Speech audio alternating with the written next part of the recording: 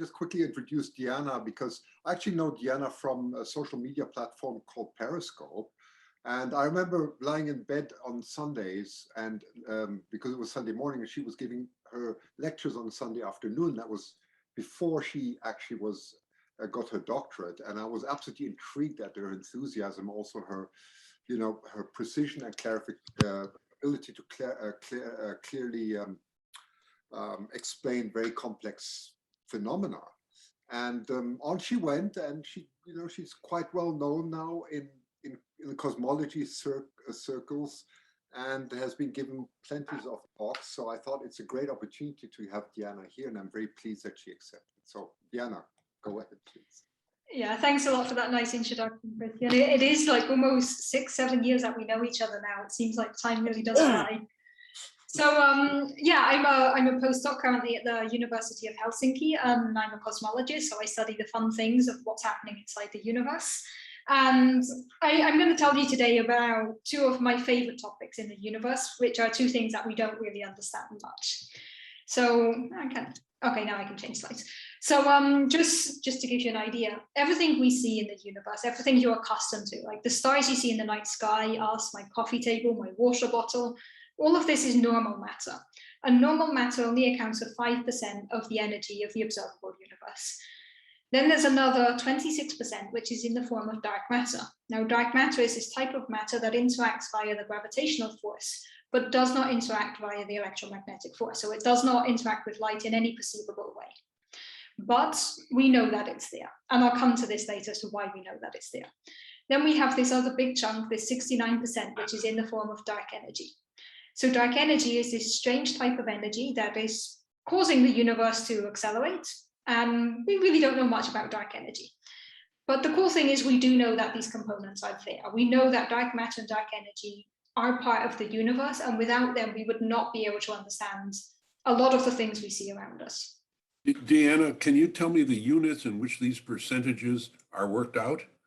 So this is just the percent of the total energy budget of the universe. Oh, so this is not the mass, but the energy. I just energy content. I didn't understand what the units were with the percentages. Yeah, it's part of the energy budget of the universe, we call it. So it all adds up to 100%, and it's just what amount of the energy of what we see in the universe is in these different species. So in order to justify like where these numbers come from, why we believe these numbers, why we believe in dark matter and dark energy, I'm going to divide this talk into 3 main parts. First, I'm going to go to the past, then the present, then the future. But instead of talking about the past of the universe, I'm going to talk about our understanding. So I'm going to start with a brief historical overview as to what's led us to our status today. And then I'm going to jump into why we believe in dark matter and dark energy now, and what we can hope to achieve within the next 10 to 15 years. So we're going to start in the past. First, I'm going to focus on dark matter, and then I'll switch it around and focus on dark energy. So already in the late 19th century, Lord Kelvin proposed the idea that in order to explain how stars were moving within the Milky Way, we needed some other mass that we couldn't see. He called these objects dark bodies, and he said there had to be some dark bodies in the Milky Way just to explain how stars were moving around. There had to be something that we couldn't see. But he never actually wrote this down. He mentioned this in a seminar, like I've done some calculations, there should be something there, but he never formalized this. So this idea of this missing mass in the universe was actually first formalized in 1922 by Kapteyn. Kapteyn showed that we actually needed some unseen mass to explain the movement of stars in the Milky Way. So from our general understanding of classical mechanics and orbital mechanics, we expect that the further away you are from the center of a galaxy, the slower an object should move. So stars that are far on the outskirts of the galaxy should move around the center slower than stars closer to the center of the Milky Way. However, Kapteyn observed that this was not the case, that there were some stars on the outskirts of the Milky Way that were moving a lot faster than what we expected, kind of like they were being dragged along by some unseen matter. This actually became more of a prominent idea in the 30s when Franz Zwicky wrote a seminal paper showing that the Coma cluster, which is a local cluster of galaxies, a nearby cluster of galaxies, could only be stable if there was more matter. So based on the amount of mass contained and the way this cluster of galaxies is moving, if you just calculate using classical mechanics and what you can see, you would expect that this cluster of galaxies would not be stable and would be flung apart. So because it is stable, Zwicky proposed the idea of a hidden matter, and he was the first to actually use in writing the idea of dark matter. Now, our understanding of dark matter got a giant leap forward in the 70s thanks to observations by Vera Rubin. So Vera Rubin was one of the first ones to systematically observe and study the galaxy rotation problem. And the galaxy rotation problem is exactly what I was just saying that was observed in the Milky Way, that stars on the outskirts are moving faster than expected. And Vera Rubin observed this in multiple different close-by galaxies, in multiple spiral galaxies. She observed that the motion of the stars could not be explained unless we had another type of mass in the universe that we couldn't see. Together with her colleague Ford, they actually showed that most galaxies should have about 6 times as much dark matter as visible matter, which is in very good agreement with the numbers I quoted before of 5% and 26%. So there is this like factor 5 offsets. Vera Rubin and Ford got pretty close with a factor 6. So Rubin's work was actually vital in order for us to really accept that dark matter is something that we need in order to explain several observations in the universe. And I just want to make the comment I always make here that Rubin's contribution was largely ignored for many, many years until she got her male colleague Ford to actually join the collaboration and help. Many people today actually feel that Vera Rubin should have been awarded a Nobel Prize for her work, even though she never did receive this honor. But by around the 1980s, it was pretty clear that we needed dark matter in order to explain the motion of objects both within our galaxy and in local galaxies. And I'm going to pause the story of dark matter here in the 1980s, and now I'm going to go back and go to dark energy, and then we're going to put them both together to take the next step after the 1980s. So going back to the idea of dark energy. Now, dark energy, in order to appreciate this, we first need some general relativity. So in 1915, Einstein published his theory of general relativity. Now, general relativity is a very elegant theory that has a lot of information in it, but in its most simplistic form, it relates the curvature of the universe to the amount of matter and energy we have in the universe. So this is often phrased that mass tells space-time how to bend and space-time tells matter how to move. So the general relativity can be summarized with this equation you see on the screen. Now, the left-hand side gives us a space-time curvature. This G nu mu factor, G nu nu, is just the curvature of the universe or the geometry of space-time. And on the right-hand side, you see we have some numerical factor with the gravitational constant, the speed of light. And then we have the stress energy tensor here, the energy momentum tensor, T nu mu. This one contains all of the information about what is inside the universe. So just to be sure that we all understand the equation here, these Greek indices, the mu and the nu, just mean that we're summing over all space and time coordinates. So even though it looks like one equation, it's actually 16 because you go from 0 coordinate to coordinate 3 for the 0 being time and then 3 space dimensions. Now, at the time Einstein published general relativity, the universe was believed to be static, so neither expanding nor collapsing, but in a static state, kind of like a static solution to the universe. However, this was rather puzzling because we know that the gravitational force is very strong. It can pull a lot of things together. So based on the amount of mass we could see in the universe, it seemed likely that at some point the gravitational force would cause the universe to collapse. So Einstein expected a collapsing universe. However, we could clearly see that the universe was not collapsing. So this led Einstein to add something else into his equations, this lambda term that you see here, which we call the cosmological constant. Now, this cosmological constant that Einstein added to his equations is a counterbalance for the gravitational force. So it's some sort of repulsive gravity that was pushing things outwards enough to counterbalance the gravitational pull pulling things inwards. And you can see that this cosmological constant is on the left-hand side. So Einstein didn't consider it a part of the energy momentum, but rather something just directly impacting the geometry of the universe. In this case, the non-expansion of the universe based on the observations at the time. However, in the 1920s, Hubble and Henrietta Swan-Leavitt started to observe the first hints of the expansion of the universe. So we started to get some evidence that objects seem to be moving away from us in the universe. Now, at this point, we just need to briefly review the cosmological principle. Now, the cosmological principle states that the universe should look the same from wherever you look. So the universe is homogeneous and isotropic. Now, in order for a universe to be homogeneous and isotropic, but also have some expansion, this expansion needs to follow a specific law. And that specific law is that the velocity at which objects are moving away from us, which we parameterize with the redshift, has to be proportional to their distance. So objects further away should be moving away faster than us. If this is not the case, then we violate the cosmological principle, which basically tells us we're not the center of the universe. So in 1929, Hubble actually was able to measure this relationship between the redshift, or the velocity of the receding galaxies, and their distance. This is what today is known as the Hubble law, and where we have the Hubble constant, which gives us this proportionality factor between the redshift and the distance of galaxies.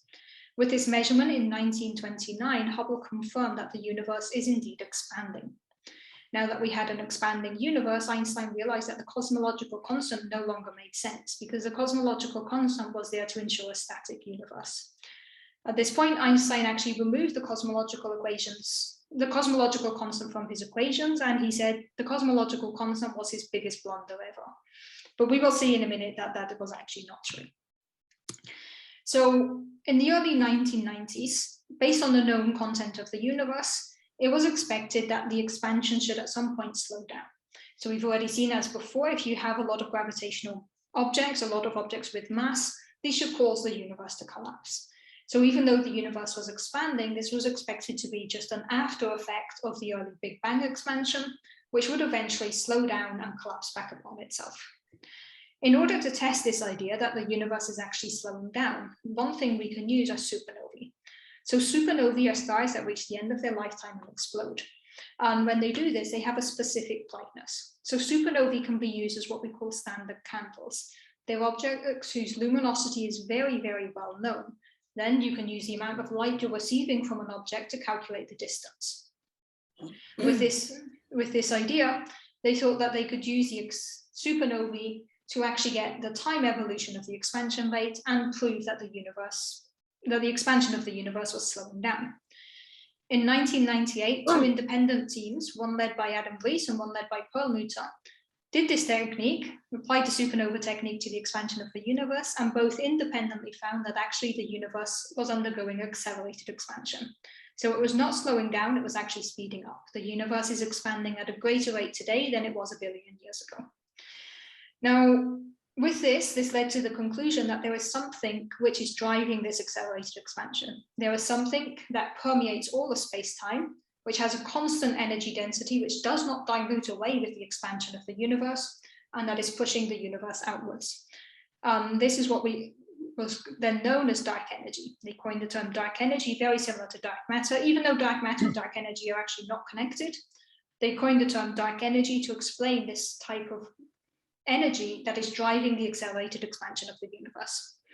At this point, in order to account for dark energy within Einstein's equations, the cosmological constant was actually added back in. So even though Einstein removed the cosmological constant because he thought it was a blunder, we have now actually found that it does belong in the equations. And this is where the lambda comes from, the cosmological constant. It comes from Einstein's equations, and we put it back in now to explain dark energy. Now, Rees and Perlmutter were awarded their Nobel Prize for the discovery of the expansion of the universe in 2011, which again is a stark contrast to the lack of Nobel Prize in the dark matter sector. So we've reached kind of a similar stage with dark matter and dark energy, the 90s. So now I want to move from the 90s forward and what we know today. Before I do that, just if anyone has any questions on what I said up to now, now's a great time to ask questions before we jump into the next section. Deanna, I just have a quick question. I'm just curious always about this 1998 time, which I've seen before. Why did it actually take so long to discover that the universe is accelerating in expansion? I would have thought with all that it would have happened earlier. I think the problem was actually the techniques to measure supernovae, because you need to measure supernovae in different galaxies.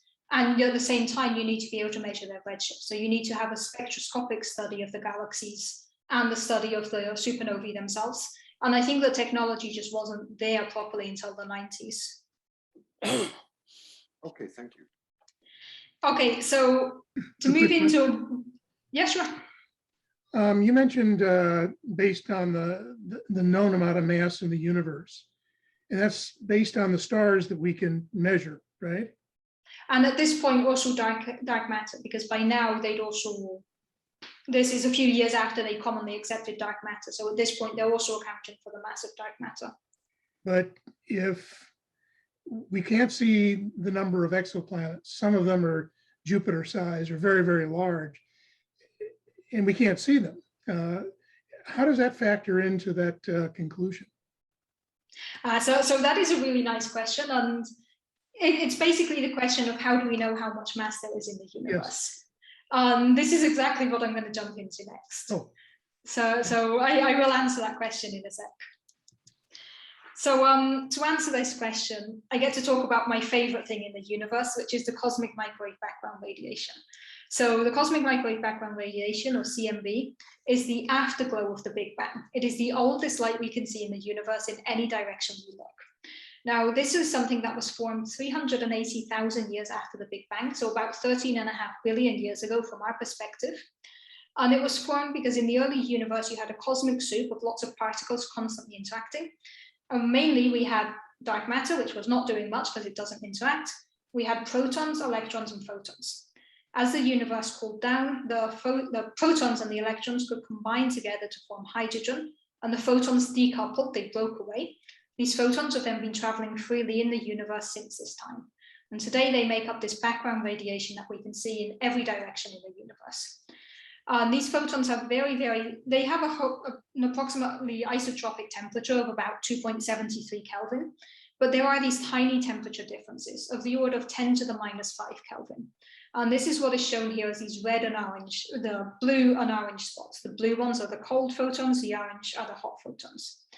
And based on the statistical properties of these photons, we can get a snapshot of what the universe looked like 380,000 years after the Big Bang. So just taking the statistics of these photons, we can understand the early universe, which is incredibly cool in my opinion. So this homogeneous black body cosmic microwave background was actually first predicted in 1948 by Gamow and independently in a paper by Alpha and Herman. So this was a prediction of the Big Bang model. If we have a Big Bang cosmology, we should have some background radiation. Now this CMB was actually first observed accidentally by Penzias and Wilson in 1964. So Penzias and Wilson were two observational astronomers. And they actually kept getting a background light in their telescope. They thought there were bird droppings on the telescope. They went and cleaned the telescope. They still got this background signal. They were talking about it one day, and one of their theorist friends called them up and said, this thing that you're complaining about is actually the CMB. We like this thing. It's a prediction. We know it's there. So Penzias and Wilson were awarded the Nobel Prize for their accidental discovery in 1978.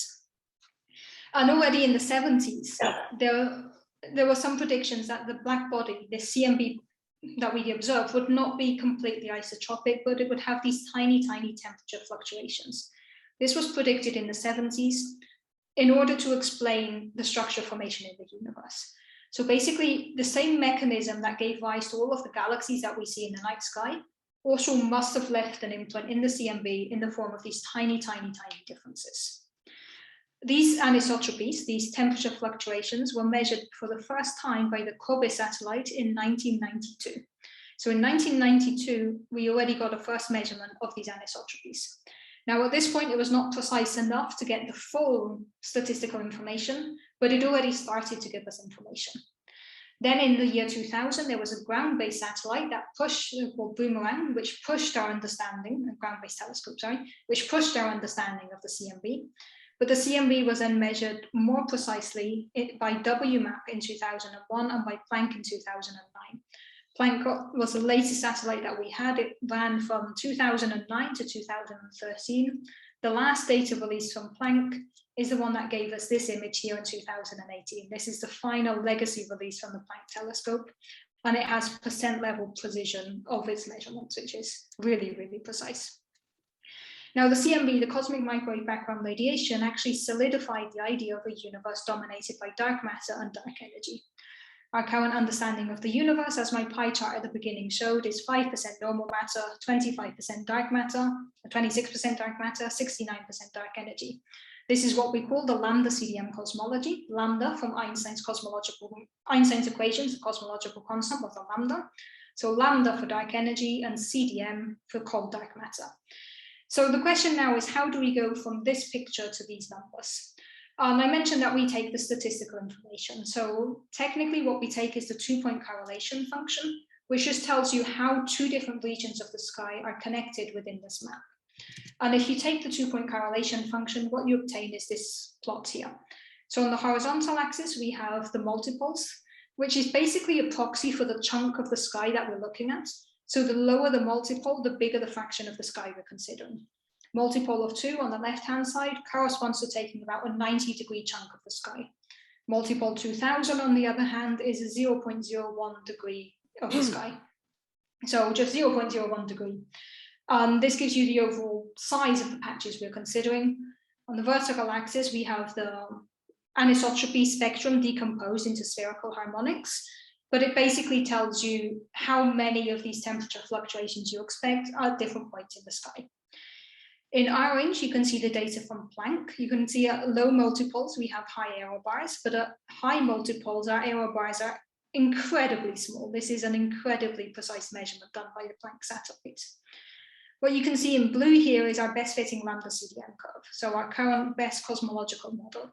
So you can see lambda CDM is in very, very good agreement with the data, especially if you look at the residuals in the bottom figure. You can see we have remarkably good agreement here. So there's a lot of parameters that go into lambda CDM. There's 6, I say a lot, there's only 6. But just to give you an idea as to how we extract dark matter and dark energy from this, I want to focus on 3 different parts. First, we have this overall tilt at low multiples. And this directly depends on the amount of dark energy we have in the universe. If you change the amount of dark energy in the universe, this tilt is going to change.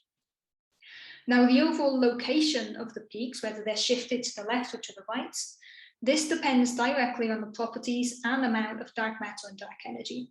So if you change the amount of dark matter, you change the amount of dark energy, you will change these peaks. Now, also in here appears the overall amount of matter in the universe. So we have another term that I don't show, which is the amount of normal matter, which you can also see from these peaks. And then we have the overall peak amplitude and this damping scale that we have, this overall damping effect at high multiples.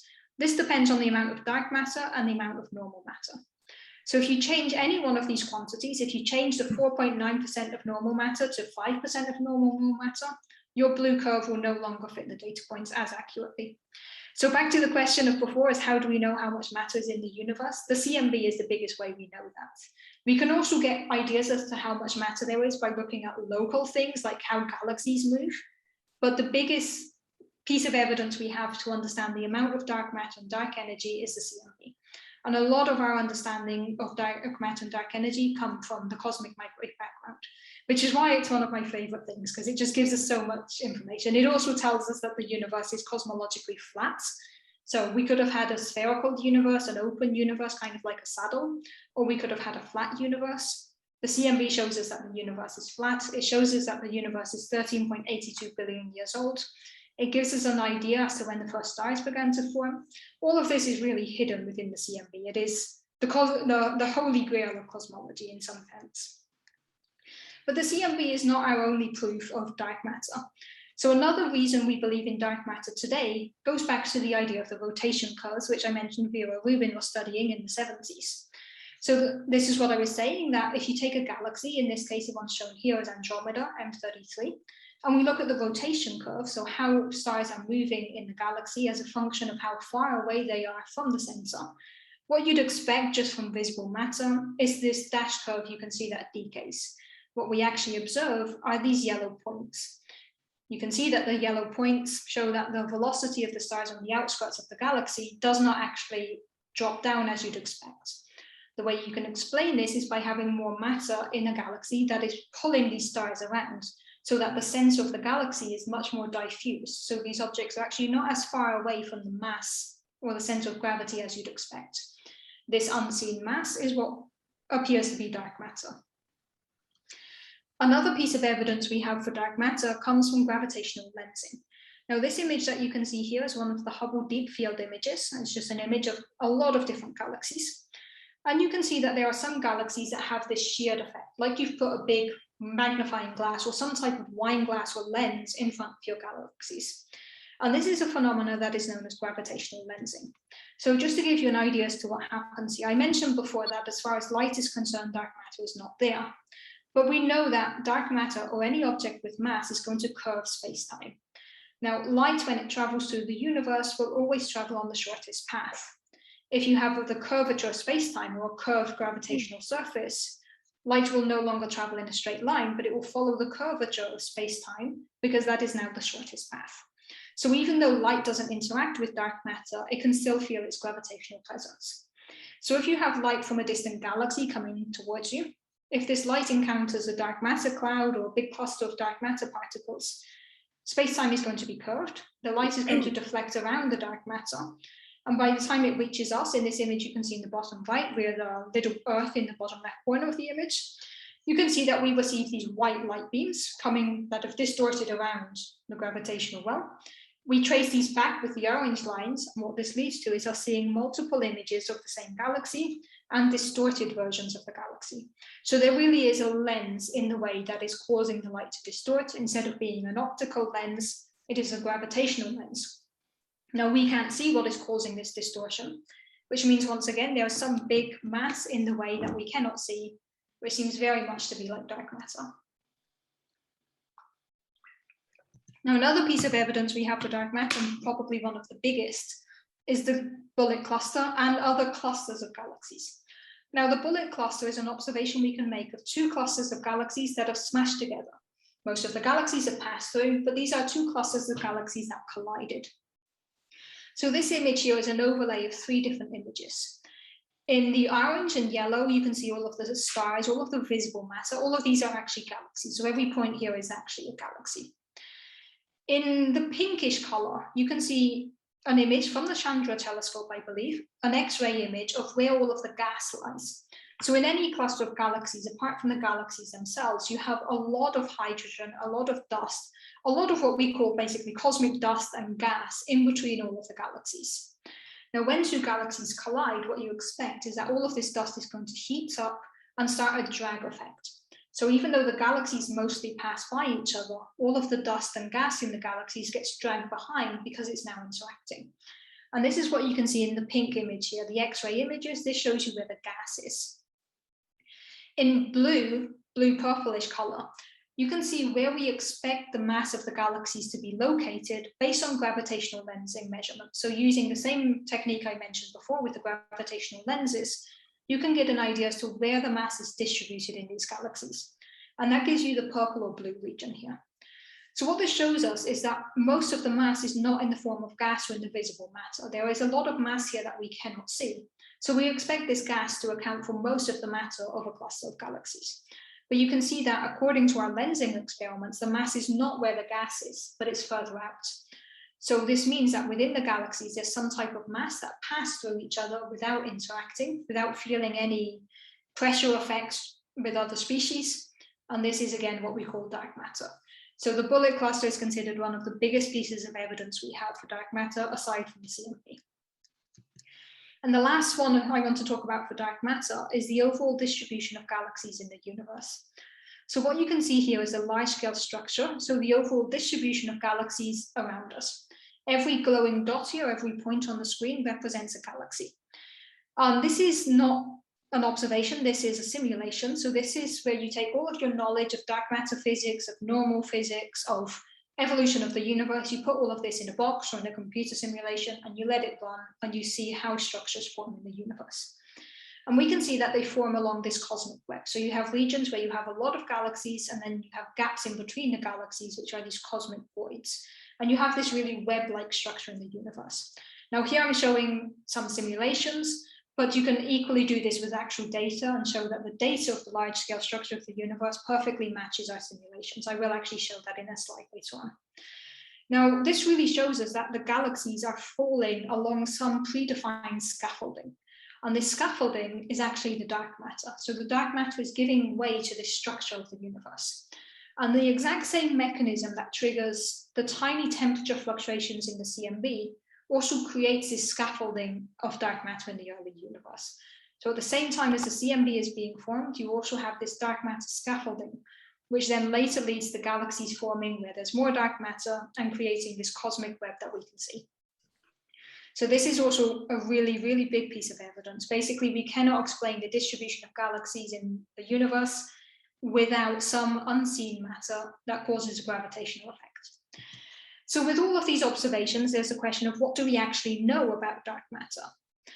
Now, we know that dark matter interacts via the gravitational force, and any other interaction has to be extremely small. So if dark matter has any type of electromagnetic interaction, it has to be a couple of orders of magnitude smaller than the charge of the electron. We know that there are no strong interactions for dark matter. We're not completely sure about weak interactions, but if dark matter has weak interactions, they also have to be extremely small. We also know that dark matter is non-baryonic. This means it does not behave in the same way normal matter does. This is very clear if we look at the bullet cluster, where we see that normal matter gets dragged behind and has these interactions, while the dark matter doesn't feel this effect. It doesn't behave like baryonic matter. Baryonic is just the normal matter. We also know that dark matter has to be mostly cold. So what we mean by cold is that it cannot move very quickly. If dark matter were moving almost at the speed of light or at very, very high speeds, it would actually wash out the formation of small-scale galaxies. So the smallest galaxies that we observe in the universe tell us that dark matter actually has to be cold. We also know that dark matter accounts for 26.2% of the energy budget of the universe. This is what we saw from the CMB. And the density of dark matter changes depending on where you look. If you look for dark matter in a galaxy, you're going to find a lot more of it than if you look in a cosmic void.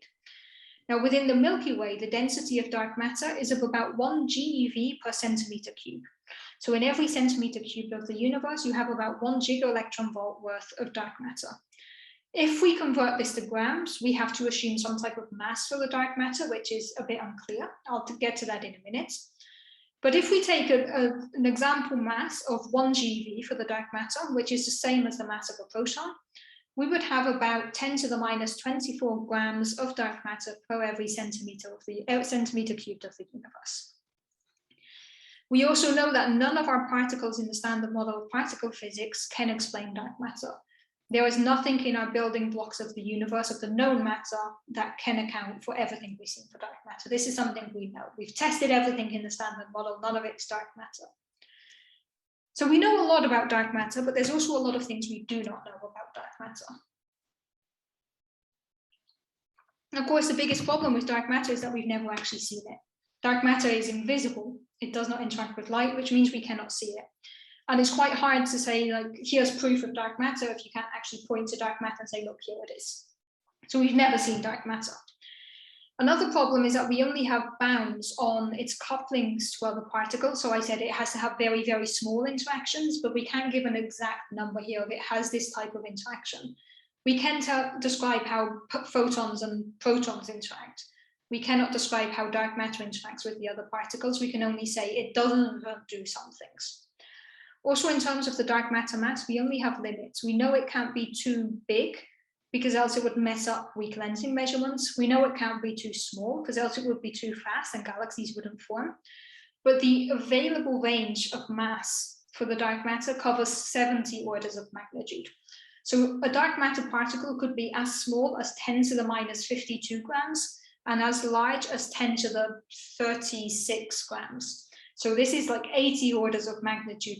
I say 70 in the slide, I think it's 80 orders of magnitude where the dark matter mass could be. It's also not completely clear how galaxies are formed with the interplay of dark matter and baryons.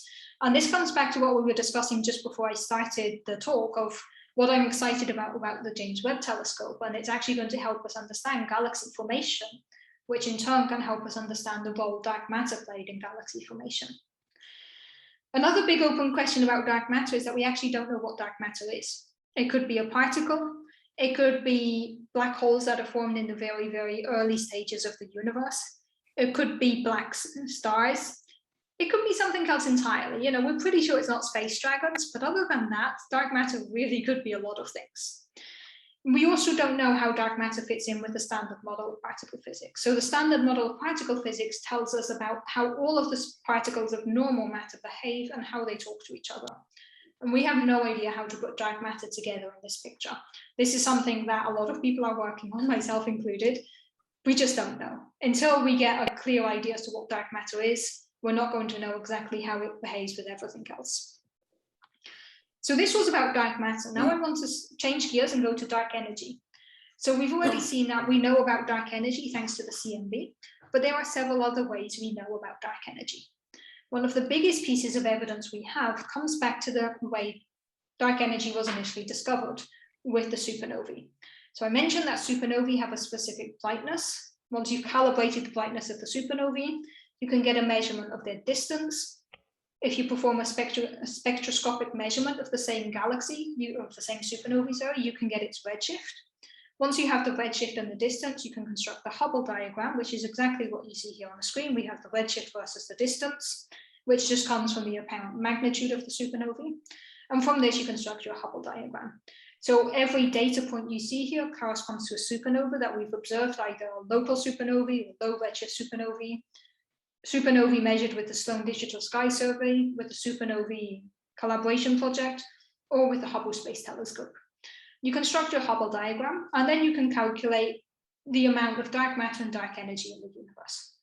You can see here the universe had 100% matter and 0% dark energy. So matter here includes both luminous, visible matter and dark matter. We put the two together and just compare matter versus dark energy. If your universe had 100% matter and no dark energy, the supernovae would lie along the dashed line. However, we see that it's slightly further up, so the objects are moving away faster than what we expected. And this led to the calculation of 32% matter, 68% dark energy. This was in 2014. This has since been updated with more supernovae to show that we actually have 31% versus 69% in perfect agreement with Planck. Another big piece of evidence we have for dark energy actually comes from what we call baryon acoustic oscillations. Now, in the early universe, we had this interplay between the photons and the baryons. At this point, you have two competing effects. You have the gravitational force pulling things inwards and the pressure of this photon baryon fluid pushing things outwards. This caused a series of oscillations, which we call acoustic oscillations, some sound waves that propagated in the early universe. Now, these sound waves actually left an imprint in the structure formation, in this initial mechanism that triggered structure formation. And this imprint of these first acoustic oscillations can actually be seen if we look at the average distance between galaxies. So if you take galaxies in the sky and you perform the statistical analysis of how far apart they are, you'll find a lot of different numbers, but there is one number that appears much more often than other numbers. And this is the baryon acoustic oscillation peak. So this initial distance set by the acoustic waves in the expanding universe. Now, this is a distance that you can calculate very accurately, and you can measure it very accurately in the sky. So it can be used as a standard ruler. Now, I mentioned before that supernovae act as standard candles. We know their brightness, we can use that to calibrate things. Now, instead, we have a standard ruler where we can measure distances very accurately. So we can use the average distance between galaxies to measure distances. Then you can do the spectroscopy to get the redshift. So this is what was done by the Wiggle-Z experiments a few years ago. I believe it was in early 2000s. Now, Wiggle-Z estimated the distance to galaxies up to 2000 megaparsec away, which is very, very far. And using this and the spectroscopic analysis, they were actually able to confirm the accelerated expansion of the universe. So this is a measurement that is completely independent of supernovae. So this was another way of showing that there is indeed dark energy in the universe, independent of supernovae. And finally, the biggest piece of evidence we have for dark energy comes once again from the large-scale structure of the universe. Now, I mentioned before that I was showing the Millennium simulation where we had this cosmic web. What I'm showing now is actual real data from the Sloan Digital Sky Survey. So the Milky Way lies at the center of this circle. We have two dark chunks, which corresponds to the disk of the Milky Way, which block out all of the galaxies. And then all of the galaxies you see here are looking up and looking down from the Milky Way. Every point on the sky here, every colored dot corresponds to a galaxy. Now, the further out in space we look, the further back in time we're looking, just because of the limited speed of travel of light. So the further away we're able to map the structure of the universe, the further back in time we're looking. This actually really allows us to see the time evolution of the expansion rate of the universe. We can look at galaxies very far away, see how they're expanding, and compare them to galaxies close by. This allows us to construct the time evolution of the expansion rates and shows us that we really need dark energy to explain this. So by observing the overall distribution of galaxies in the universe, we learn both about dark matter and about dark energy, which is pretty cool. So this leads us to the question of what do we actually know about dark energy? Now we know that dark energy smoothly fills space with a roughly constant energy density. So unlike dark matter, which is more dominant in galaxies and in voids, dark energy permeates all of space-time. We know that dark energy accounts for 68.9% of the universe, and it has an average density of about 10 to the minus 30 grams per centimeter cubed. And I just want to focus on this number a minute, because if you remember from dark matter, I said in the Milky Way, dark matter has a constant density in the Milky Way of about 10 to the minus 24 grams per centimeter cubed. So this is actually really interesting to see why the universe expands. Now you have two competing effects. You have the gravitational force pulling things inwards, and you have dark energy pushing things outwards. Now the thing is, dark energy is basically concentrated inside the galaxies, but it's not in the voids. So if you look at something like a galaxy, the gravitational force is going to win because dark matter is much more dominant than dark energy. But when you take the universe as a whole, all of the voids add up. And inside the voids, you have this constant dark energy density, which is enough to drive the accelerated expansion of the universe. We also know that dark energy behaves much more like energy than matter. So it definitely has more of an energy component. And I will explain what this means in the next slide. We also know that dark energy has a negative pressure or a repulsive gravitational force that is pushing everything outwards. Now, when I say that it smoothly fills space-time and that it behaves more like energy than matter, this requires a bit more explanation than me just saying these things. So a lot of species in the universe can be treated like ideal fluids. Now, very similar to in thermodynamics, where we have ideal gases, we can have an ideal fluid that would follow a similar law of ideal fluids as to the law of ideal gases. So we can introduce the equation of state of an ideal fluid, which just relates its pressure and its energy density, which we parameterize with rho. So now, this actually gives us the time evolution. This equation of state gives us a time evolution of the different species in the universe. Now, you can calculate from Einstein's equations, you can actually derive this formula here that shows us that the energy density is always going to be proportional to the scale factor to the power that depends on W. Now, the scale factor measures the expansion rate of the universe. The scale factor constantly grows in time. It was very small in the past, it's much bigger today. You can see from this expression that if W is smaller than minus 1/3, the universe is going to be accelerating. Now for matter, we know matter, both normal matter and dark matter, the equation of state is equal to 0. W is equal to 0. This basically means that dark matter, normal matter does not have pressure on cosmological scales. It also means that its energy density dilutes away like a to the minus 3. Radiation, on the other hand, which are photons and neutrinos, have an equation of state of 1/3. If you plug this into the expression, you can find that the energy density changes like a to the minus 4. And this is extremely interesting because it shows us why in the early universe, first we had a radiation-dominated phase and then a matter-dominated phase, because radiation dilutes away quicker than matter does in the universe. You can similarly calculate the equation of state of a cosmological constant and find that you would have W equal to -1. This actually gives you a constant energy density that does not change in time.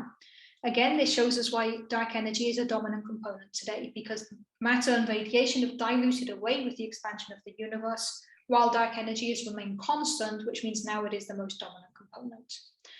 If we combine all of our measurements from baryon acoustic oscillations, from supernovae, from the CMB, from the structure of the universe, we find that this equation of state parameter is measured to be -1.03 plus -0.03. So basically equal to 1, which shows that the cosmological constant appears to be a good solution. But there is a lot we do not know about dark energy. The biggest question is it actually a new component, or is it just a manifestation of gravity? There are a lot of people who, instead of looking at dark energy, want to modify Einstein's general relativity. Currently, no modified gravity model has been able to explain things as successfully as dark energy, but that doesn't necessarily mean it won't in the future. Similarly to dark matter, we have no idea what dark energy is. The cosmological constant appears to fit. It could also be quintessence, where you add a whole new field to the universe. It could also be a fifth force. It could be a lot of different things. Now, one reason why the cosmological constant idea is a bit odd is that a cosmological constant is basically saying that dark energy is created from the vacuum energy of the universe.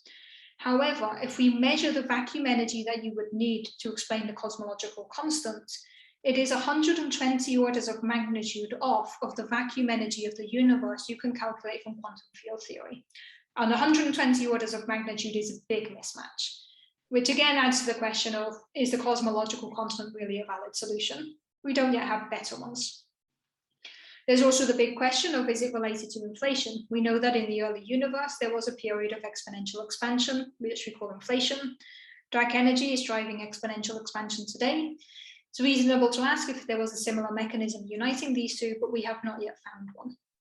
And then there is the big question of, do we actually need dark energy? Because in addition to modified gravity, there are some cool ideas that the expansion of the universe is just triggered by matter back reacting on itself in a cyclical way. So the expansion causes a reaction that causes more expansion, which makes it accelerate. This is also a hypothesis. So I've shown you that we know a lot about dark matter and dark energy, but there is still a lot to do. So I very briefly want to tell you what we're hoping to do in the next 10 to 15 years in terms of dark matter and dark energy. So first of all, I have to talk about the Dark Energy Survey. So the Dark Energy Survey is a telescope that's set up in Chile. It was taking data between 2013 and 2019. It's a telescope you can see in the top left here. The data analysis is still ongoing. They've released the year 3 data. They have not yet finished all of the data analysis. So the Dark Energy Survey used a combination of supernovae measurements, the baryon acoustic oscillation, or the distance between galaxies, lensing, and galaxy clusters to create a map of the dark matter in the sky. So what you can see in the image in the bottom right is a photo of the Milky Way, and overlaid in purple and orange, you can see the actual data from the Dark Energy collaboration, the Dark Energy Survey collaboration, where they mapped this cosmic web of dark matter. This allowed them to get estimates of the amount of dark matter and dark energy, which are in perfect agreement with the measurements of Planck. It's expected that when they release their next data release, which should be in 2 years, they will also have measurements of the equation of state of dark energy. So this is something to be excited for. Results are already ongoing. We're just waiting for the final analysis. Coming soon, we have the Dark Energy Spectroscopic Instrument known as DESI, which is in Arizona. Again, you can see it here on the top left. Now, this is an experiment that is going to start taking data already in this year. It's already seen its first light. Now the data taking actually is going to start this year. It was supposed to start last year, but COVID. So it's going to start this year. It's planned to be at least a 5-year mission. And in these 5 years, the Dark Energy Spectroscopic Instrument is going to measure 35 million galaxies and quasars.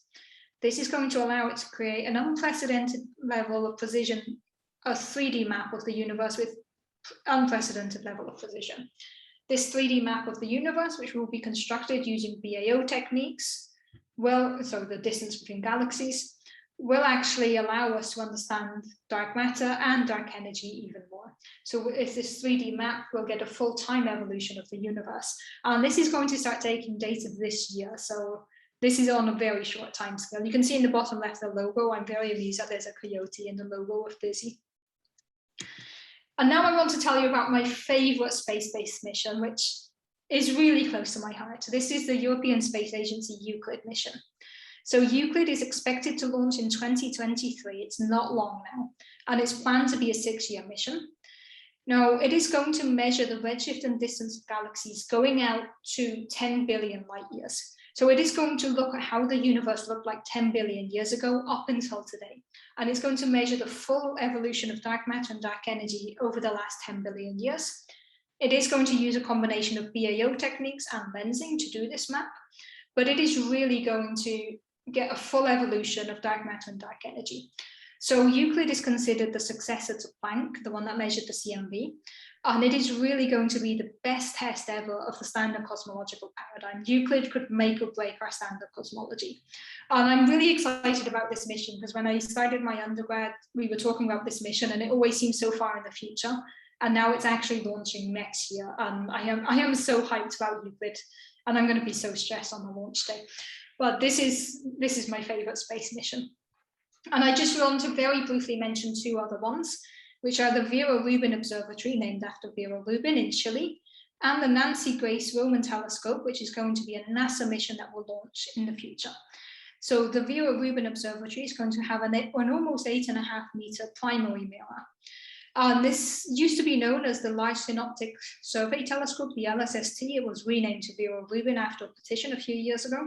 But the LSST acronym still stays, because the Vera Rubin Observatory is going to produce the legacy survey of space and time, which is going to be a 10-year sky survey.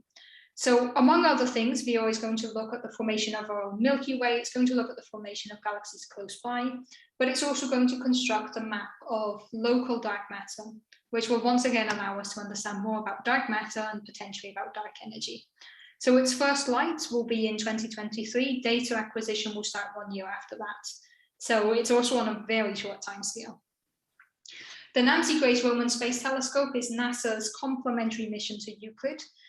It's expected to launch in 2027, but I imagine there will still be delays there. It's planned to be a 5-year mission, and it's going to do partly what Euclid does, but also a lot of other things. It's also going to look for exoplanets. It's going to look at the first stars. It's going to look at the formation of galaxies. One of its missions is to map out dark matter in our universe. So it will be very, very complementary to Euclid.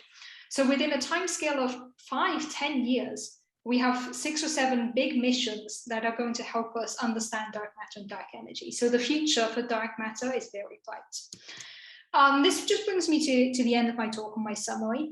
So I hope I showed you that we know for sure that 95% of the universe is invisible to us. We cannot see dark matter, we cannot see dark energy. But despite them being invisible, we are very sure that they're there. We have a lot of different pieces of evidence that point to them being there, and we can actually study them. We can study their properties. In the last 30 years, dark matter and dark energy have become cornerstones of modern cosmology. They shape our understanding of the universe, and we do actually know a lot about them. There is a lot we still don't know, but there's a lot we do know. And considering that it's invisible, it's pretty amazing that we know that it's there.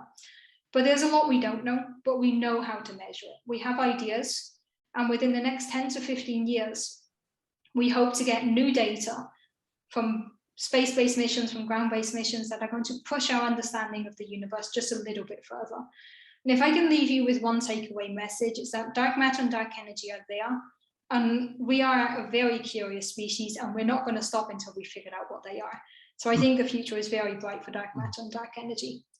Let me stop there and thank you all for listening to me for the last 45 minutes. Thank you so much, really. Thank you. Very good. Wow, that was that was a tour de force, a beautiful talk. Thank you. Thank you. Thank you.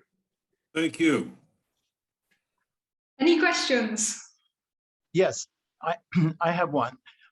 Why should we be so sure that an astronomer, many light years away from a spot in the sky, what would make me convinced that they could actually measure the difference between something that's absolutely dark, like dark matter, and something like a small lump of coal at the local temperature? I just have a hard time really believing that they can make that fine distinction, and they're claiming that they can do that, from what I understand. Yeah, so one thing that we know is dark matter is probably not going to be chunks the size of planets, for an example, or brown stars, because the weak lensing measurements would be very different. So the gravitational lensing observations actually show that dark matter has to be kind of a gas, or like a cloud of particles or perfect fluid, and it can't be these massively compact objects like stars. So that is something we can tell from gravitational lensing. The thing is, there's a lot of other ideas of maybe, especially like with the rotation curve, maybe we don't need extra dark matter, maybe we just need to modify our understanding of Newtonian physics. So this is another proposal known as modified Newtonian dynamics. But none of these other proposals are able to explain all of the pieces of evidence together. So if you just take rotation curves, there's an alternative to dark matter. If you just take lensing, you can modify general relativity. But if you take lensing the rotation curves, the structure formation, and the CMB, we haven't found anything that's not dark matter that is able to explain all of this. So it's not just one thing, it's when you take it all together, it's really difficult to find something that works better than dark matter. Okay, thank you. I have one other question. It's kind of a loaded question. You don't really believe in inflation theory, do you? Oh, I absolutely do. During my master's thesis was actually on inflation. And it's very interesting because it's something that we need to make sense of the universe, but it's also very difficult to prove. It's a concocted theory. It's a very fine-tuned theory. And I've actually heard people argue that you should not call it inflation theory because it doesn't make so many predictions, but rather you should call it inflation model. But if I can just go back to my CMB image here, there is actually a prediction that inflation makes that is often not talked about. It takes a while to load this image. So there is one parameter that you pull out of the CMB, which is the overall size of these fluctuations. It's called the scale of the early fluctuations in the universe. We call it NS. This is actually something that if you have inflation, you predict scale invariance so that you kind of have the same distribution at different scales in the CMB. And this is one prediction that inflation makes that you can actually observe in the CMB. So if you have scale invariance, you would have NS equal to 1. From the CMB, we get NS equal to 0.96. So this is something that is actually predicted from inflation, and we don't have another way of explaining the scale invariance without inflation. So of course, it would be very nice. The biggest proof we could ever find for inflation would be primordial gravitational waves, which would be ripples in the fabric of space-time caused by inflation. Every theory of inflation, every model of inflation predicts gravitational waves. We have not seen them yet, but they are ridiculously small. This is something that the LISA mission, which is going to launch in 2037, is actually going to be able to do. So LISA is a gravitational wave detector that we're launching to space. If inflation happens, LISA will confirm that. If LISA doesn't find primordial gravitational waves, I will very much have doubts about inflation at that point. So I think we have enough things that point towards inflation. It's still not a complete picture, but I do believe in it for now. But LISA might prove us wrong. Well, the point I get at is, my understanding is that inflation theory at some point depends on having something that is moving through space faster than the speed of light. Is that incorrect? That is true. That is true. That is something that. Well, I tell you, when maybe I'm too much of an Einstein fan, but when I try to read a paper and I find that it's based on something going faster than the speed of light, I cannot make myself finish reading that paper. But it's actually, I think, a slight misinterpretation of general relativity, because the idea is nothing inside the universe can travel faster than light in a vacuum. But space-time itself, there are no such limitations. So because space-time is not inside the universe, it kind of is the fabric of the universe. You can actually have the universe itself expanding faster than light. But then there's also the thing that it's actually quite difficult to quantify this, because anytime we talk about a speed, we have to ask with respect to who. Einstein told us that everything is relative.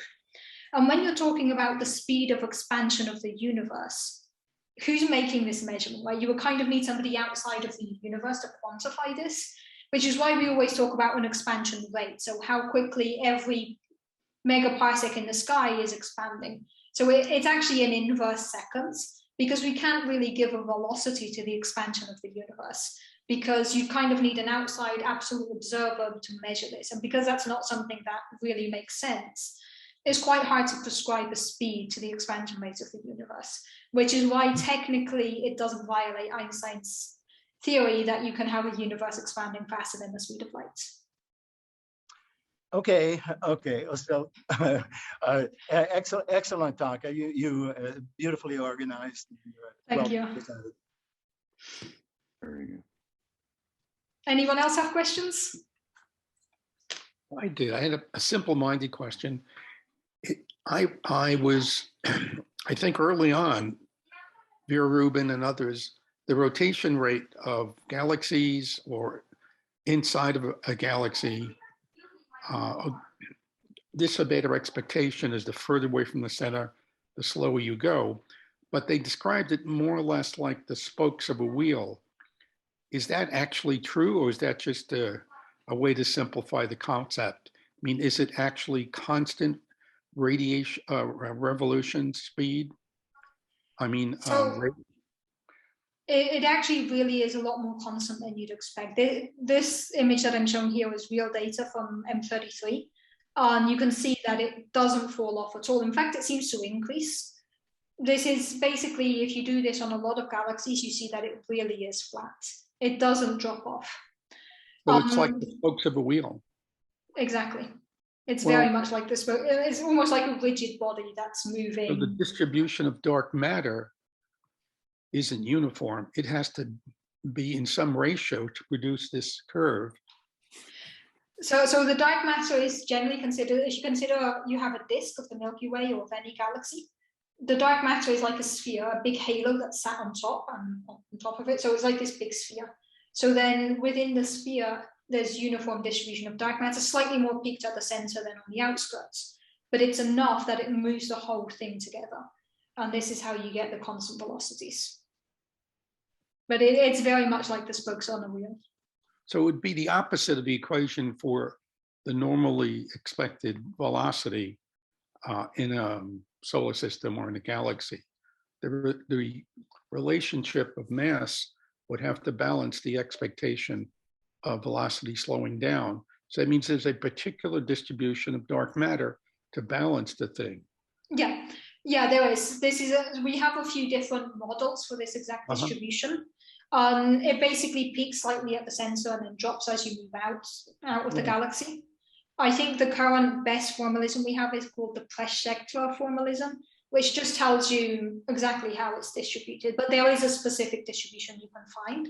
And then there's a fun thing that we actually find different distributions in different galaxies, which is not expected to happen, and that's an open question about dark matter. I think so that's a whole Pandora box to open. Yeah, this is very curious that the dark matter distribution of its density balances it, so you get a spoke rotation. It's very very nice. You can calculate that in order to have this, you need 5 times more dark matter than normal matter. I think dark matter must be a cognizant being, because they watch too many Western movies with spokes on wagons, you know. Yeah. Well, it would explain why we can't find it. It's just deliberately hiding from us. I think it's a sign of intelligent design that they had it just right with the spokes. Here we go. We have 2 theories now. Yeah, we have 2 theories. We have a few more. You know, this is the fun thing about dark matter, that there's so much we can still do. There's so much still to understand about it. Deanna, I got one more comment about, or question about inflation. Sorry to keep getting back to inflation. I don't mean to be picking on you about that, but wouldn't you not need inflation to say, if you're looking at light coming in from a quasar from a very great distance, suppose instead of having a space which is 13 gigayears across, so suppose space were 150 quadrillion gigayears. Wouldn't you be able to match up the size of the 1 over r squared diminution naturally? And isn't the inflation theory an attempt to patch over that little discrepancy? It's huge. I think on the one hand, yes, but inflation, I've gone back to my favorite image of the CMB here. One thing that you need inflation for is explaining why parts of, so this CMB is coming from all around us on the sky, right? And whichever direction you look, it has the same background temperature of 2.73 Kelvin, plus these 10 to the minus 5 anisotropies. And how do you explain that patches of the sky that are so disconnected, that have never been in causal contact, based on, if you believe in the speed of light being the limiting speed, then there's no way that these different parts of the universe could ever have been in contact. And therefore they can't have ever been balancing to be at exactly the same temperature. And what inflation does is it provides this mechanism that in the early universe, everything was in causal contact. So everything was able to affect each other and reach this thermal temperature. And then inflation diluted it away beyond the event horizon where they can no longer talk to each other. And explaining this differences in the sky, which is known as the horizon problem, how different patches that are outside each other's horizon are the same temperature. This is what we need inflation for. Thank you. Thank you. Happy to answer more about inflation. Deanna, have you ever been in Berkeley? No, I have not. Well, this is an open invitation from a bunch of Berkeley people. Yeah. You should come. I don't have to tell you, but I'm about to. Berkeley is, of course, one of the centers for the study of this whole field that you've told us all about. I don't have to tell you, but again, I will. The Lawrence Berkeley Lab, where Arlen and Paul Berdal spent much of their career, and Marlo Martin and I were there for a while, is the place where George Smoot made these first measurements of the figure on that you're showing us here. It's also the place where Saul Perlmutter discovered what, and Berkeley has been, and also Jerry Anderson put together the first ideas for the segmented telescopes that have become so important, like for in Hawaii. It's a great center. It's a great center for astronomy, astrophysics, and cosmology, and we hope it'll always be. You need to come and you need to come and meet the people, which are not us. Post-corona, I would be very happy to take you up on that offer and come over to Berkeley. I've only actually been in the US twice. Once was just in New York, and the other time I kind of did a tour of the East Coast, but I never made it past the East Coast. We're 5,000 kilometers further west. Exactly. So I need to come over there. Yeah, I did a tour like the complete East Coast, visited a lot of centers, but I didn't have time to go to the West Coast or anything in between. We'll be delighted to have you. But we've never been to Helsinki either, so. Yeah, post-corona, when everyone can travel again. And this is a seminar on just about everything important. Yeah, I somehow try to condense all the universe in 45 minutes. Deanna, I just did a very good job. Thank you. I just have one comment that I think is humbling when you think about how difficult these measurements were at first. Definitely. I attended a seminar about 30 years ago in which George Smoot was explaining his idea for measuring what you are showing here, the anisotropies in the cosmic microwave background. And the experiment looked undoable. Yeah. Almost no one in the room thought that it was feasible to get the sensitivity without having systematic errors wash it out, or to have, or without having too much variation from one part of the cosmos to the other to really be able to put it together. And Smoot saw it through. God bless him. He wasn't alone, of course, but he did. No, but he was so important to this. But he was in the center of it. And at the time, 2 or 3 people who heard that seminar came around to him and said, I've got an idea for how you can overcome difficulty number 3 that you just mentioned. And another one would say, I got an idea for how to overcome difficulty number 5.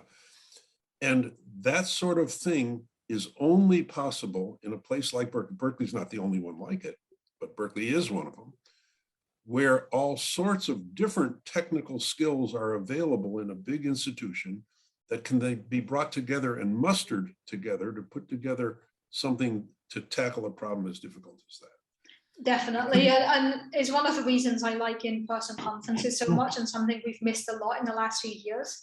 Just going to a place where you have this exchange of ideas. But yeah, when I look at this map that we have here in this plot, the level of precision we have is absolutely incredible. I mean, you can't even see the error bars here, and to be able to do this, to get this level of precision. And Christian can tell you that every time I do one of my Periscope or every outreach talk, anytime I talk about the universe, I have to bring up the CMB because it is so mind-blowing to me that we've been able to do this in the last 30 years. And I distinctly remember, and this was 30 years ago, somebody saying, You mean those things are around 10 to the minus 4 of the broadband, or something like that? Yeah. And that just seemed beyond Beyond what we could do. That's Yeah. right. That's right. So if you let me make a digression there into another topic that I find really interesting. I mentioned a few times that this is a perfect black body. The CMB is a perfect black body. There's actually predictions for tiny deviations of the black body. So not of the temperature itself, but of the black body spectrum of the level of 10 to the minus 8. I think this is like the CMB was 30 years ago. This is what we call spectral distortions. And it's something that currently nobody thinks we'll ever be able to measure. But if we measured it, it would be as significant as measuring these temperature fluctuations was. It would help us understand a lot about the universe. And the thing is, it's a prediction that is made within our standard cosmological model. Like the signal has to be there. If we don't measure it, our standard model is wrong. And it's just sat there waiting for us. And I feel like it's like the CMB was 30 years ago, that we're just waiting for somebody to say how to solve these difficulties. And I'm really optimistic that in 30 years, I'll be giving a talk about spectral distortions at the same level as the CMB today. So that's something to get you interested of what I hope for the future of cosmology. Hope. Wow. Yeah, can you maybe just at the end, and thanks for this brilliant talk, really, thank you. Thank you. And expand a little bit on what your research work is at the moment. So at the moment is actually interesting. So first, let me answer what I've mainly worked on during my PhD. So my main topic is actually dark matter. Up till recently, my main topic has always been dark matter. What I do is I use things like the CMB or like these tiny, and it's all these distortions I just mentioned, to ask what dark matter can actually do. So something that I've looked at a lot is how much can dark matter actually talk to other particles? So if I give dark matter a tiny, tiny, tiny electric charge, what happens? The answer is you mess up the CMB. So then I try to find just how tiny that electric charge has to be so that I don't mess up the CMB. So I've looked at dark matter scatter, like bumping off of a lot of different things. There's also fun ideas that we've looked at, like what if dark matter has a cannibalistic property where you start with 3 dark matter particles going in and only 2 coming out. The reason this is interesting is because it can actually explain a slight mismatch we have in 2 observations, a very small tension that we have. And you can actually explain this with cannibal dark matter. So that was a fun project that I worked on. So mainly throughout my PhD, I've worked on, my first postdoc, I worked on dark matter. But now I've actually shifted into gravitational waves. And I'm actually now involved in the LISA mission that I mentioned will launch in a few years, in 20, 30 years. And what I'm working on is studying what we could actually see with LISA in terms of stuff that happened in the very, very early universe. So when you have these particles breaking away in the early universe, this creates what we call a phase transition. And these phase transitions can create gravitational waves, which LISA could measure. So now in Helsinki, I'm working on preparing everything so that when we get data from LISA, we have the framework ready to measure these phase transitions. Super fun topic, very complicated. I'm impressed. So Deanna, I had one question. We have a little blind spot when we look back towards the Big Bang. I mean, this picture here is the very beginning of light. That's a picture of it. And then the furthest we can see with telescopes to the furthest objects is what, about 12 billion years or something? Yeah, a bit less, but yeah. A little less. So there's a blind spot between, let's say, 11.8 and 0.4, or approximately billion years. So the Webb is supposed to see into that blind spot. Yes. Why is that so important? So there's actually a blind spot, 2 blind spots we have. There's one that we have from a technological perspective of just not having looked further back. But there's a period of the universe that is known as the Dark Ages. So once the CMB has formed, the photons are traveling away. And there's no stars at that point, which means there's actually no light. So the universe is dark. There's nothing going on. So the CMB has gone away. There's no stars. And until the period between the CMB and the first stars forming is the Dark Ages, because there's nothing happening there that we can actually see with our telescopes. Now, what James Webb is hoping to do is get the end of Dark Ages. So when the first stars began to form, and it will fill in this gap, as you say, there's a few billion years that are unaccounted for. And ideally, we want to have several snapshots of the universe. And currently there's a point where it's missing. So James Webb will basically add a snapshot at the time where the first stars formed, so when we exited dark ages. And that will allow us to have the bookends of the start of dark ages, which is the CMB, and the end of dark ages, which will be the first stars. And once we get the start and the end, it will be a lot easier to understand what actually happened in the dark ages. So Webb will push it so that we are as close as we can possibly get to the dark ages from one side, and we've already cornered it from the other side with the CMB. So it will really allow us to understand this dark part of the universe. So will gravitational waves in the future. One Okay. other question, if I might. Sure. I'm puzzled in the cosmological model about this existence of negative energy, a negative pressure, sorry. Yeah. I have it's trouble not so getting nice. my mind around that. Does that mean that space itself is under tension? Yeah, it's very difficult to think about. It's when we go to this equation of states that we know that in order to drive the accelerated expansion, it needs to have a W that is negative. Having a negative energy density doesn't really make sense. So we give it a negative pressure. And it basically just means that it's a repulsive force, that it's pushing things outwards. But it is very difficult to visualize, I agree. But it is just this idea that in order to push the universe outwards, instead of having an attractive force like the gravitational one, you need to have something that goes outwards all the time, so that the energy density is constantly pushing away, opposite to how you'd expect the pressure to behave. But I'm afraid I can't give a more technical explanation, because this is one of those things that I understand until I start going in depth, and it's like, whoa, this is mysterious. Yeah, it sort of comes out of the theory by necessity, but this certainly seems puzzling. Yeah, it's definitely one of the questions, like, what does this even mean that it has negative pressure? What do we do with something with negative pressure? And then it's the biggest problem of how do we measure something that has negative pressure? Yeah, very nice talk. Thank you. Thank you. Yeah, I didn't realize I didn't know so much, you know. There's still a lot we don't know about the universe. Yeah. It's always fun because I say, like, I'm a cosmologist, I study the universe, and then my first slide, so 95% of the universe we don't know about. I need to do my job better. Deanna, do we know if dark energy actually interacts with light? We don't think it does. But so if it interacted with light, you'd need a mechanism, because normally interactions, you talk about interactions between particles. And having an interaction between an energy and a particle is not something that we have in the standard model yet. So in order to do that, you'd need a mechanism, like, for example, saying dark energy is a fifth force, which is one of the possibilities. And then with the fifth force, you can make it interact with other things. But in most models where dark energy is a fifth force, it's a force that the normal particles don't feel. So then they don't interact with it. I was just getting suspicious if the distribution of dark energy is so uniform, then we may just not see it, even if there is something. And it's possible that we might never see dark energy. We also might never see dark matter, which is something we have to live with. What is your own prediction? Do you think we're going to solve the dark matter problem? Because I remember a few years ago they said we're nearly there. Yeah, they said that a few times. I was very optimistic 5 years ago. I think I'm slightly, I am optimistic with everything happening in the next 10 years. I think it will completely revolutionize what we know about dark matter. So I think we are going to find out a lot more about dark matter. I think we're going to gradually narrow down the parameter space.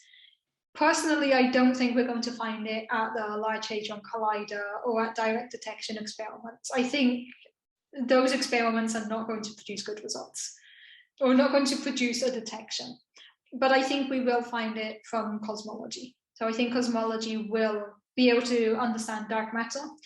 As for dark energy, I'm honestly more skeptical about dark energy than I was a few years ago. Like, I used to be so sure, like, dark energy makes so much sense, and I portrayed it today as it makes so much sense, and it does. But the deeper you go in dark energy, I think the more confusing it is. So I'm optimistic that we'll understand dark matter within my lifetime. I'm less optimistic about dark energy. Oh, thank you. Okay. But don't quote me on that. It's like Deanna says we're not going to find dark energy. You're on a recording saying that, right? Yeah, yeah. So as long as I don't upset some professors who have made a career That's out of okay. dark energy, that's fine. It'll be impressive in 10 years going from 5% to 25 roughly. Will be quite a giant leap in such a short time. It would be. If we suddenly understand this 25%, it would be amazing. Yeah, I like that. It would be Deanna, nice. Deanna, does anybody know? I mean, the numbers must be out there. Does anybody know how much of the budgeted dollars for research are going to dark energy and or dark matter? I'm just curious what that would be. Very little, unfortunately. Very little. So yeah, people like flashy things like the James Webb Telescope, which is going to do a lot of cool stuff, but it's not That's a really a hardware, cosmology yeah. experiment. Yeah. You know, people like things like exoplanets is a hot topic these days. Yeah. And it makes sense. But trying to sell dark matter and dark energy to people who fund grants, it's always a thing of like, you know, people have been working on this for years. We have planned, what else do you expect to do? So writing these proposals of, no, we really are going to understand it this time round. It's harder to convince some funding agencies. I think dark matter has more money going into it than dark energy in general, especially if you look at things like all of the colliders people are building to look for dark matter. So I think dark matter is still doing pretty okay. Dark energy, I think, gets less money than we would perhaps like.